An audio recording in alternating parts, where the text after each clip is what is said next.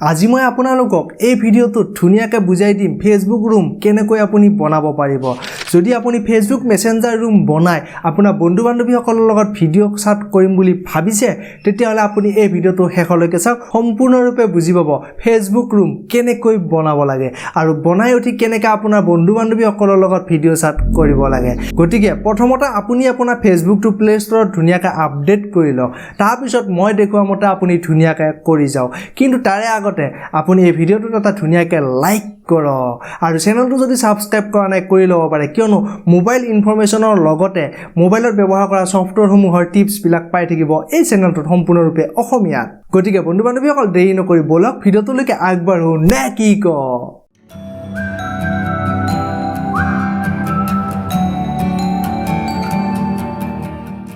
এতিয়া আপোনালোকক মই মোৰ মোবাইলত দেখুৱাম ফেসবুক মেসেঞ্জাৰ ৰুম কেনেকৈ ক্ৰিয়েট কৰিব। প্ৰথমতে আপোনাৰ ফেসবুকটো যদি আপডেট কৰা নাই তেতিয়াহলে আপুনি অতি সোনকালে ইয়াক আপডেট কৰি লওক। তাৰ পিছতে আপুনি এই সুবিধাটো পাব। মোৰ যেহেতু ফেসবুকটো আপডেট কৰা আছে গতিকে মই হোম মেনুলৈকে যাম। তাৰ পিছত আপুনি ধুনিয়াকৈ ইয়াত দেখা পাব ইয়াতে ক্ৰিয়েট ৰুম অপচন এটা আছে আৰু ওপৰত ৰুম অপচন এটা আছে। এই দুটাৰ ভিতৰত যিকোনো এটাত ক্লিক কৰিলে আপুনি ৰুম ক্ৰিয়েট কৰিব পাৰিব। মই ওপৰৰ ৰুম অপচনটোত ক্লিক কৰিলো। এতিয়া আপুনি ইয়াত দেখা পাইছে ক্ৰিয়েট ইয়োৰ ৰুম আৰু ইয়াতে আপোনাক তিনিটা অপচন দিছে, room activity, who is invited আৰু ষ্টাৰ্ট টাইম। আপুনি প্ৰথম অপচনটোত সিলেক্ট কৰক।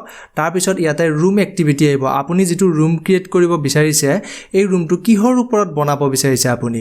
ইয়াতে বহুত কেইটা অপচন আছে আৰু আপোনাৰ অপচন ইয়াতে যদি আছে আপুনি ধুনিয়াকৈ সেই অপচনটো সিলেক্ট কৰিলে হ'ল।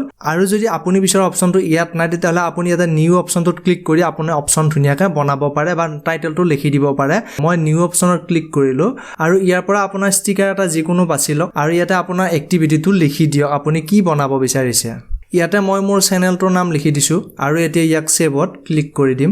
তাৰ পিছত প্ৰথম অপচনটো আপোনাৰ হৈ গ'ল। এতিয়া সেকেন্ড অপচনটো আছে হু ইজ ইনভাইটেড। আপুনি ইয়াতে ক্লিক কৰক। তাৰ পিছত ইয়াতে সুধিছে আপুনি বনোৱা ৰুমটোত আপুনি কোন কেইজন বন্ধু-বান্ধৱীক মানে ইনভাইট কৰিব বিচাৰে। ওপৰত যেটো ফ্ৰেণ্ডছ অপচন আছে এই অপচনটোত আপুনি ফেসবুকত যিমান কেইজন ফ্ৰেণ্ডছ আছে সকলোৱে ইয়াত ধুনিয়াকৈ জয়েন কৰিব পাৰিব, মানে যিজনে ইচ্ছা কৰে ইয়াত জয়েন কৰিব পাৰিব। আৰু যদি আপুনি আপোনাৰ স্পেশাল বন্ধু-বান্ধৱীৰ লগত এই ৰুমটো ক্ৰিয়েট কৰিব বিচাৰিছে তেতিয়াহলে আপুনি সেকেন্ড অপচনটোত ক্লিক কৰি দিয়ক। তাৰ পিছত ইয়াতে আপোনাৰ ফ্ৰেণ্ডৰ লিষ্টখন আহি যাব আৰু ইয়াৰ পৰা আপুনি যিজনক ইচ্ছা সেইজনক আপুনি ধুনিয়াকৈ এড কৰিব পাৰে। ইয়াতে আপুনি এনেকৈ টিক চিন কৰি আপুনি এড কৰিব পাৰে। আপোনাৰ বন্ধুকেইজন সিলেক্ট কৰা হোৱাৰ পিছত ইয়াতে ইনভাইট অপচনটোত আপুনি ধুনিয়াকৈ ক্লিক কৰি দিয়ক।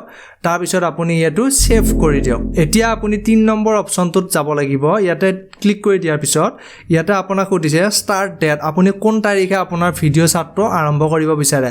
আপুনি ইয়াতে তাৰিখটো সিলেক্ট কৰি ল'ব পাৰে ধুনিয়াকৈ। এই মতে তাৰিখটো সিলেক্ট কৰিব পাৰে। মই আজি তাৰিখটোকে দি থৈ দিলো। আৰু দ্বিতীয়টো হৈছে ষ্টাৰ্ট টাইম। আপুনি কিমান টাইমত ভিডিও চাট আৰম্ভ কৰিব বিচাৰে আৰু আপুনি এনেকৈ টাইমটো ইয়াতে সিলেক্ট কৰিব পাৰে ধুনিয়াকৈ দেখা পাইছে টাইমটো মিলাই ল'ব পাৰে।